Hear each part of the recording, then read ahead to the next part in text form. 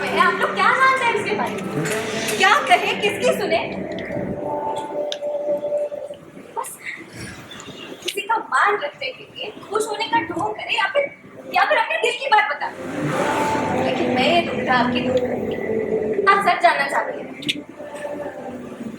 सच बताऊं, चिंता मत कीजिए। हाँ आंटी, आपने सही सुना कि शादी टूट चुकी है।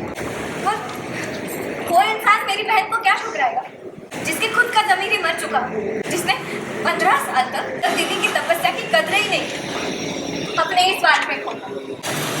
दीदी ने तो हर रिश्ता निभाया। वो अपने ससुराल में इज्जत से रही, यहाँ तक कि उसके सास ससुर के साथ उनका रिश्ता अभी भी वैसा है क्योंकि उन्होंने उससे रिश्ता कभी तोड़ा ही। मेरी दीदी सम्मान से रहती है वहाँ पे। ठुकराई हुई औरत, और क्या कहा आपने? लाचार, बेचारी। ये सब कहकर किसी को बेइज्जत करने का अधिकार आपका नहीं है। वो मेरा यकीन मानिए, दीदी आपको सच बताना चाहती हूँ। पर वो ऐसी दुविधा में थी कि एक तरफ हुआ, दूसरी तरफ भाई। अगर मैं आपसे सच कहती थी तो आप उसी वक्त मुझसे रिश्ता तोड़ देते। जो हुआ उसमें आपकी कोई गलती नहीं। अब आप दुनिया को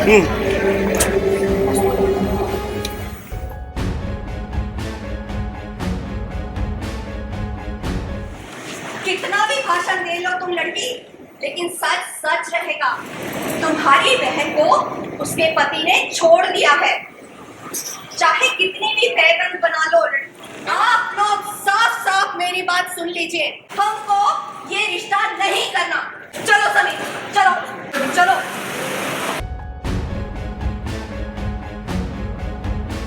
ड्रामा ऐसा ड्रामा कि ख़त्म होने का नाम ही नहीं ले रहा है।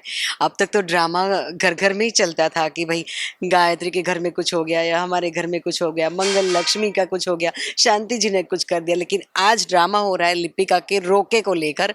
और वृंदा जी जो बाहर की आई हुई लेडी हमारी बहू को लेकर बहुत कुछ सुना रही है, बहुत कुछ हमारे पर इल्ज़ाम लगा रही है कि जिसका खुद का घर नहीं टिका ऐसे घर में।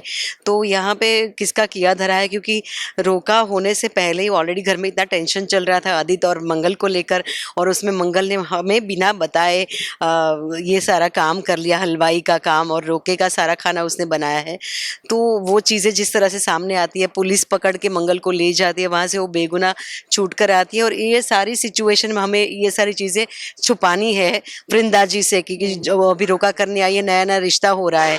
तो रिश्ते को बचाने के लिए हम मंगल को लेकर आए थे, लेकिन ये तो रिश्ता और ही उलझ गया। अब बेचारी गायत्री भी फंसी है कि लक्ष्मी भी उसके कंट्रोल से बाहर है। आई नो, आज लक्ष्मी बहुत ज़्यादा बात करी है, बहुत कंट्रोल के बाहर गई है और वृंदा जी ने बहुत बड़ा बखेड़ा खड़ा कर दिया है। और हम सब हक्का बक्का हैं, कुछ कह नहीं पा रहे हैं क्योंकि सिचुएशन बहुत ही नाजुक सी है। हमें बात तो छिपानी है कि आदित्य और मंगल का जो भी चल रहा है वो हमें नहीं बताना है, क्योंकि हम सभी चाहते हैं कि रोका हो जाए और हम सबकी कोशिश यही थी। मगर हमारी लक्ष्मी, हमारा व्योमकेश बख्शी बीच में आके सब भांडा फोड़ देती है और काफ़ी सारा ड्रामा यहाँ पे क्रिएट हुआ है। तो दो छोटी बहनों की वजह से आज दो बड़ी बहनें चुप है। हमारी बोलती बंद कर दी है क्योंकि अभी हम दोनों बस एक दूसरे को देखे जा रहे हैं कि अब क्या करें। ये मुझे बोल रही गायत्री, जीजी कुछ तो कही है, ये लड़की कुछ ज्यादा ही बकवास कर रही है, सब हाथ से जा रहा है। बट जीजी है कि जीजी कुछ बोल नहीं पा रही है। मैं बोल रही कि भाई रोका कहीं ना कहीं एक बार रोका हो जाने तो गायत्री, फिर हम अच्छे से देखते हैं। गायत्री लक्ष्मी को देखेगी, मैं मंगल को देखूंगी, लेकिन फिलहाल तो हम एक दूसरे को देख रहे हैं। नहीं, थैंक यू सो मच। ये सेम गायत्री ने मेरे मन की बात कह दी कि नतमस्तक होकर मैं हमारे दर्शकों को प्रणाम करना चाहती हूँ, थैंक यू कहना चाहती हूँ कि हमें इतना सारा प्यार दिया। दिवाली की छुट्टियाँ हो या फिर एग्ज़ाम्स हो या फेस्टिवल्स हो या शादियाँ हो, लेकिन हमारी टीआरपी जो बरकरार रही है वो दिखाता है आपका प्यार, कि आपके पर्सनल टाइम में, आपके अच्छे टाइम में भी हमारा कोई स्थान है। आप हमें हर बार अपनी लाइफ में शामिल कर रहे हो शो देखकर। तो बस ऐसे आप प्यार देते रहिएगा, आपके प्यार की हमें बहुत ज़रूरत है। और बस हम ऐसे आपको एंटरटेन करते रहे।